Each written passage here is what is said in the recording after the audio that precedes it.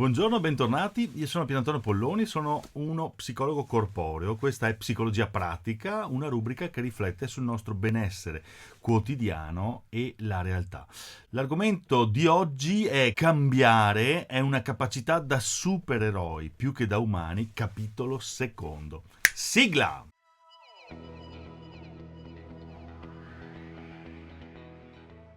Come si fa a prendere in considerazione un cambiamento radicale? Ci eravamo fermati qui, alla fine del precedente video. Se non l'hai visto, ti invito a rivederlo perché è importante la premessa che faccio. C'è un cambiamento in aree in cui non avremmo mai considerato di poter voler, ma soprattutto dover fare qualcosa di diverso. Come facciamo? Come si affronta? Quali sono le strategie? Allora, innanzitutto c'è da dire che ci sono aree che consideriamo non passibili di cambiamento, nel modo più assoluto, no? Perché noi ci svegliamo un giorno, la testa è pesante, ci sentiamo affaticati, strani, scopriamo che la pressione minima è andata alle stelle. A quel punto cosa si fa? Iniziamo coi medici, scopriamo che abbiamo bisogno della pastiglia per la pressione, magari prima dei 50 anni, ma questo non è un cambiamento. Il vero problema è la necessità di cambio di stile di vita, che precede alla comparsa di un fastidio corporeo o mentale. Iniziare ad alzarsi prima la mattina, andare a passeggiare 30 minuti al giorno, prendere in considerazione una palestra, perdere peso, cambiare alimentazione, smettere di fumare, di bere troppo, stressarsi troppo al lavoro, sono cambiamenti radicali. Il cambiamento radicale, totalizzante, è lento, continuativo, strategico. E proprio per questo porta a cambiamenti in aree dove non avremmo mai pensato di cambiare. Cioè non è uno schiocco di dita e finito. Per cambiare in questo modo, per affrontare questo tipo di cambiamento, sono necessarie delle azioni di preparazione. Per esempio, discernere, riflettere, cioè pensare in modo oggettivo, per non aderire a comunicazioni fasulle, posticce, intrise di delirio, io dico. Cioè, facciamo un esempio. È meglio farci consigliare un'alimentazione adeguata al nostro metabolismo oppure ordinare chili di integratori online. Attenzione, io non sono contrario ad assumere integratori, ma sono certo che ce ne sono di utili e di meno utili, di potenzialmente nocivi per il cosmo interno, ma anche per il portafogli. Gli integratori, ragazzi, sono l'ultima fase di un processo di cambiamento alimentare, non il primo. All'inizio ci sono i fondamentali. Ma secondo voi è più facile ingerire un integratore o cambiare le cose che mangiamo? Sarà meglio fare gesti estremi come il mese di digiuno all'anno, la detox, che dir si voglia, oppure avere una routine di attività sportiva quotidiana costante e ininterrotta? Domande retoriche, siamo tutti d'accordo che avere un'alimentazione sana, fare sport con costanza sono soluzioni ideali, che fanno vivere più a lungo, ma risultano le più scomode, le più difficili, comportano sacrificio, fatica, sforzo, parolacce oggi. Sembra che chi fa fatica sia uno sciocco, perché i furbi là fuori, i furbi ti spiegano che ogni giorno una tecnica esiste e funziona per guadagnare tantissimo subito, perdere peso senza sforzo, migliorare la salute mentale, non avere ansia, rilassarsi, non avere più la depressione. Seguire questo tipo di informazioni porta spesso a svalutare anche il valore degli psicologi, dei medici, l'importanza delle medicine, soprattutto perché non sentiamo mai questi professionisti che parlano sui social, ma veniamo bombardati da altro tipo di messaggi che ci millantano cambiamenti acquistabili senza sacrificio. Tutto questo ci confonde, fidatevi. Per fare un cambiamento radicale nella vita è necessario spostare il giudizio relativamente al cambiamento stesso. Immagina di essere in centro a Pieve di Soligo e di guardarti intorno. Poi chiudi gli occhi, immagina di essere a San Gallo e di fare lo stesso. E guardare il panorama e sentire gli uccellini che cantano. È diverso il punto di vista lassù, vero?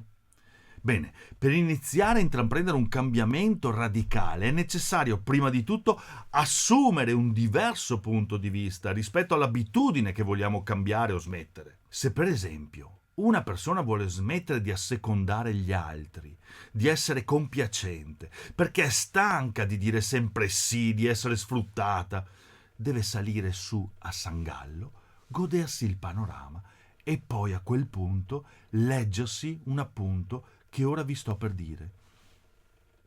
Alle spalle di ogni difficoltà che si incontra nel cambiare si nasconde una forma di dipendenza, più o meno forte, più o meno patologica. Se non riesco a cambiare, c'è una ragione psicologica che è connessa a una forma di dipendenza, che non sembra tale, che è nascosta negli abiti di un'abitudine, di un qualcosa che faccio da parecchio tempo e mi pare normale. È necessario iniziare a pensare che laddove un cambiamento è difficile ed è insormontabile, sia presente una dipendenza di qualsiasi tipo. Dietro ogni difficoltà di cambiamento c'è un elastico patologico che si aggancia a una parte del sé. Voglio ripetere ancora per evitare alcun dubbio: la prospettiva che si allarga, che si ottiene andando in alto lassù, il cambio di prospettiva riguarda l'accettare che laddove non si riesce proprio a fare un cambiamento sia presente un qualche tipo di dipendenza. Ora, capitemi bene adesso, non giungete a conclusioni, ascoltate. La dipendenza non significa solo da sostanze, da alcol, da sigarette. Ci sono moltissime altre possibilità di essere dipendenti e per questo sabotare ogni tentativo intrapreso di cambiare. Questa prospettiva, che io chiamo la prospettiva Sangallo, è importante, è l'artefatto magico che presuppone ad ogni cambiamento di salute, di essere concreto, pratico, autentico. Cambiare, in effetti, significa assumere la prospettiva Sangallo e superare una grande o piccola dipendenza connessa al cambiamento che vogliamo fare. Fidatevi adesso, fidatevi che quando si adotta questa prospettiva le cose appaiono diverse, da lassù si inizia a riflettere in modo autentico, più responsabile, più profondo sull'essere dipendenti verso persone, emozioni, gratificazioni. Da questa prospettiva il senso di colpa diminuisce, si smette di cercare una responsabilità specifica dei genitori o di chi per loro prima supera la catena genealogica. Si inizia a pensare a se stessi come biologicamente portati ad una dipendenza, qualsiasi essa sia, per cause endogene, esogene, sociali, spirituale, fisica. Sia che io abusi di social, sia che io mi perda nel gioco d'azzardo, sia che io non riesca a non tradire costantemente, sia che io non riesca a controllarmi il cibo, faccia acquisti compulsivi online, che io sia un dipendente psicologico. Qualsiasi essa sia, colpevolizzarsi per non riuscire a cambiare non funziona niente. La prospettiva Sangallo, invece, permette l'ipotesi che vi sia un elemento patologico, cioè che tu non stai cambiando perché sotto sotto c'è una malattia, un po' come un diabete, un po' come l'ipertensione. Se ci si rende disponibili a questa prospettiva, ascoltatemi, anziché stigmatizzarci deboli, incapaci di cambiare, poverini, in quelle aree davvero importanti della nostra vita, si può considerare che ciò avviene a causa di una malattia, così come quando si alza la pressione, così come quando viene fuori un'ernia. Troppo spesso ciò che ha a che fare con la mente e le emozioni viene sottovalutato perché non è tangibile, non si può toccare una tristezza, mentre una gamba rotta si gonfia, diventa blu ed è incontestabilmente visibile. Tutti possono pensare: che male che ti farà, mi dispiace. Ma se sono triste, gli altri ti rispondono: ma dai, tirati su, non ci pensare. Ma come? Ma sei una malattia! I problemi della mente sono uguali. Non si vedono, solo chi li prova può capirli o avvicinarsi a capirli. A volte anche chi li prova non riesce a capirli. Se iniziate a pensare in questi termini, se accettate l'idea che esista una malattia qui dentro, nella mente, in relazione all'ambiente, alla società, alle relazioni, agli altri, si può comprendere come mai il cambiamento sia così difficile e forse quasi impossibile. E questo è il primo passaggio. Poi ce n'è un secondo che ostacola il cambiamento nelle persone. È davvero necessario iniziare a dubitare che si possa fare tutto da soli, con le proprie forze. Mi arrangio io. No, Mi dispiace deludervi, ma nessuno è profeta in patria, ed il vostro animo è la vostra patria, e se si viene fraintesi, si viene ignorati e non se ne va fuori. La forza di volontà non è e non sarà sufficiente, perché serve una strategia specifica, uno sguardo esterno che sia davvero al di là. Molti mi dicono di essere obiettivi quando fanno delle ipotesi su di sé. E questo in alcuni casi è proprio così. Tuttavia serve una strategia professionale che usi strumenti specifici all'interno di un progetto che porti a raggiungere un cambiamento.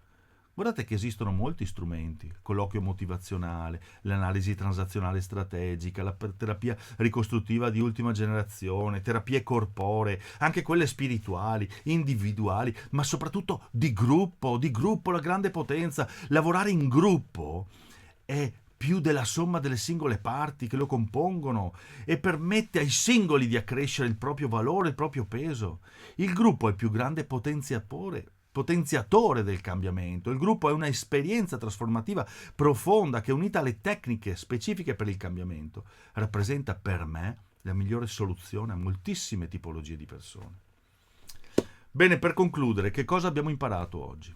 Primo, considerarsi dipendenti è migliorativo piuttosto che pensarsi fragili o incapaci. Se non riesco a smettere di fumare, rimango comunque una buona persona.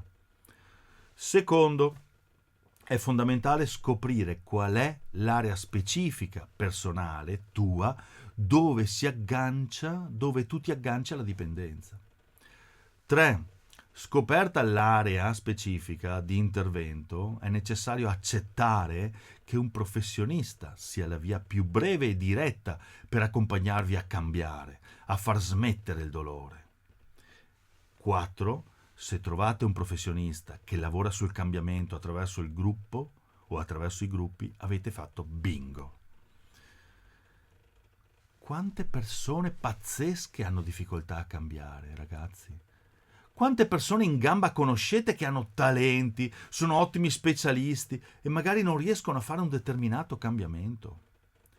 Queste caratteristiche di solito peggiorano la situazione perché persone con queste qualità si sentono più frustrate, si sentono giudicate. Pensate a un medico che fuma oppure a un terapeuta che giudica. Essere uno specialista della salute o del benessere non significa che in automatico si diventa anche specialisti del cambiamento. Balle! Infine, non pensarti fragile, non pensarti debole, non pensarti non all'altezza. Inizia a sospettare di essere dipendente ed una volta identificata la dipendenza che ti sabota, sarà più semplice la trasformazione. Ciao!